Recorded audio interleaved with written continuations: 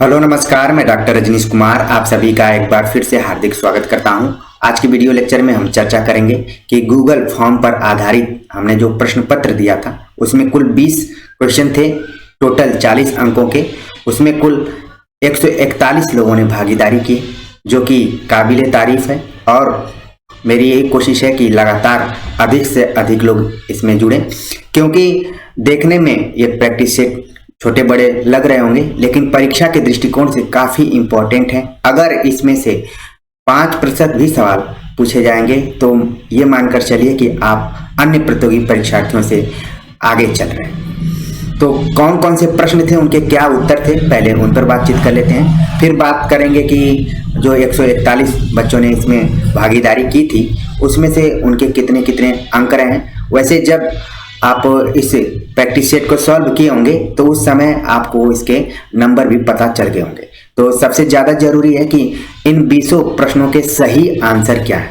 तो जो मैंने सॉल्व किया था उसी पर बातचीत कर लेते हैं। प्रश्न पूछा गया था कि 252 वैष्णव की वार्ता की भाषा क्या है? ब्रज भाषा। ईसुरी किस बोली के लोक कवि हैं? सही जवाब था बुंदेली। द्विगुण व्यंजन है, इसका सही जवाब था अड़। राजभाषा आयोग का गठन हुआ था, अनुच्छेद पूछा गया था तो 344।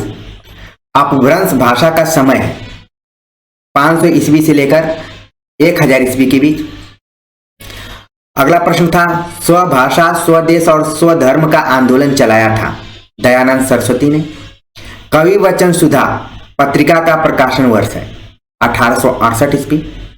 सिद्धों और नाथों में सबसे पुराने हैं सरापा, इसका सही जवाब था। द्वैतवाद के प्रवर्तक हैं निम्बार्काचार्य। सूफी काव्य परंपरा की सर्वश्रेष्ठ रचना है पद्मावत।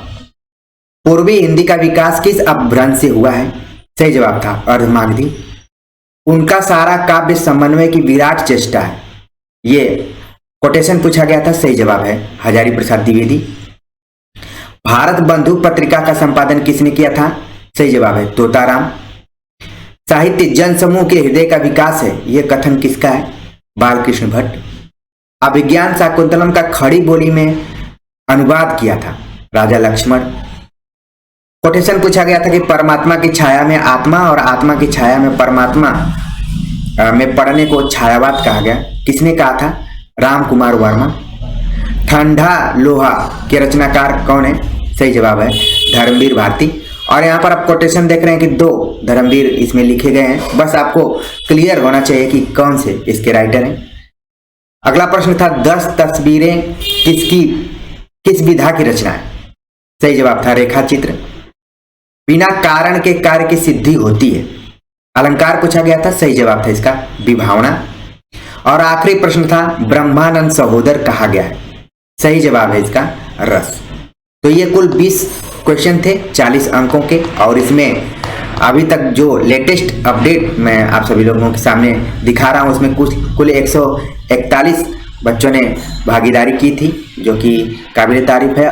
और इसको हमने यूट्यूब के कम्युनिटी बॉक्स और टेलीग्राम चैनल में डाला हुआ था इसका लिंक। वहाँ पर बहुत सारे बच्चों ने कमेंट्स किया कि सर जल्दीबाजी में बहुत सारे प्रश्न हमारे गलत हो गए। तो प्रैक्टिस सेट का मतलब ये है कि आप उन तमाम चीज़ों को ध्यान में रखें जो कि परीक्षा में न दोहराएं। और गलतियां और परीक्षा इन दोनों का बहुत ही गहरा संबंध है। अगर आप परीक्षा में जा रहे हैं तो गलतियां स्वाभाविक हैं, कोशिश यही रहती है कि कम से कम गलती की जाए। कोई 100% क्वेश्चन सही नहीं कर सकता है, ठीक है।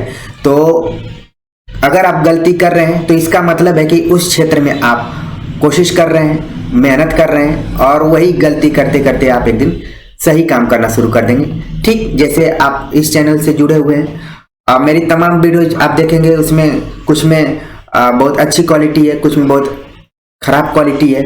लगातार मैं भी आप सभी के साथ कुछ न कुछ सीखने की कोशिश ही कर रहा हूँ, आप लोगों के माध्यम से ही बेहतर करने की कोशिश कर रहा हूँ। और लगातार आप देख रहे होंगे कि धीरे धीरे बेहतरी आ रही होगी।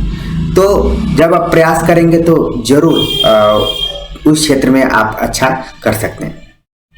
तो देख लेते हैं कि इसमें किन किन बच्चों ने भागीदारी की थी और उनके कितने कितने मार्क्स हैं। तो ईमेल आईडी आप सारे लोग अपने प्रोवाइड करवाएं। तो जब मैं यहाँ पर स्क्रीनशॉट दिखा रहा हूँ आपको, तो आप उसमें देख लीजिए कि आपका कौन सा ईमेल है, कितना कितना नंबर है। मैं धीरे धीरे उसको करते जा रहा हूँ। कई बच्चे जो हैं उसमें 2-2, 3-3 बार इसमें उन्होंने अपना अपना भागीदारी किया हुआ है, तो थोड़ा सा है कि कई बार उन्होंने प्रयास किया है। तो लगातार आप देख रहे हैं कि आप अपना अपना ईमेल आईडी देख लीजिए, उस हिसाब से अंक देख लीजिए। इसमें 5-6 बच्चे ऐसे हैं जिन्होंने कि फुल मार्क्स हासिल किया हुआ है, 40 में 40 अंक हासिल किए हैं, जिसमें कि आप देख रहे हैं चित्तौड़गढ़ से किसी का है जो 40 नंबर पाया हुआ है, और बाकी बच्चे 30 प्लस ही हैं, ज़्यादातर 38 नंबर कई सारे बच्चों का है। तो उस हिसाब से देख लीजिए, क्योंकि जब आप ये प्रैक्टिस सेट किए होंगे तो आपको आपका अंक खुद दिख गया होगा। ज़रूरत ये थी कि आप सही आंसर जान पाएँ कि किस प्रश्न का सही आंसर क्या था। तो ये देखने में कम प्रश्न थे, लेकिन काफ़ी ठोस प्रश्न थे। जब आप T20 मैच देख सकते हैं तो 2020 क्वेश्चन पेपर क्यों नहीं हल कर सकते हैं। तो जहां भी किसी भी तरीके का आप ऑब्जेक्टिव प्रश्न देखिए, तुरंत उसको सॉल्व करने की कोशिश कीजिए, तब आपका कॉन्फिडेंस भी बढ़ेगा और लगातार अपनी आप तैयारी में आगे बढ़ते जाएंगे। तो जैसे जैसे मैं स्क्रॉल कर रहा हूं, आप लोग देख रहे होंगे जय सिंह, जिनका कि 40 नंबर है यहाँ पर, ठीक है। The Chauhan ji official 40 number पाए हुए हैं। यादव रचना 40 नंबर, ठीक है। 2-2 बार इन्होंने प्रयास किया। तो इस तरीके से बाकी यहाँ पर आप देख रहे हैं कि लगातार किस तरीके से क्वेश्चंस के आंसर जो रहे हैं, उसका यहाँ पर एक तरीके से आपको खंभे के माध्यम से बताने की कोशिश की जा रही है। यहाँ पर स्तंभ बने हुए हैं, ठीक है, तो जिस पर मैंने चर्चा कर ली है। तो लगातार आप लोग इस चैनल से जुड़े रहिए।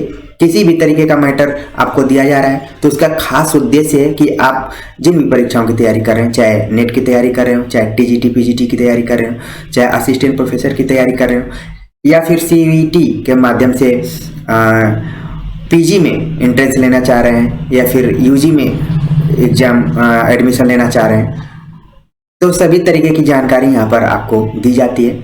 आप लोग जुड़े रहिए और अपने अन्य दोस्तों को भी इसके बारे में बताइए। तो उम्मीद है कि 20 प्रश्नों के आप सही आंसर को जान गए होंगे, और आप जो सॉल्व किए थे उसमें कौन सा आपका प्रश्न गलत हो गया होगा, उसको आप अपनी जो कॉपी बना रहे होंगे, नोट्स बना रहे होंगे, उसमें नोट करेंगे, ताकि आगे जब आप एग्जाम में जाएं तो कोई गलती ना हो। तो मिलते हैं एक नए टॉपिक के साथ, तब तक के लिए नमस्कार।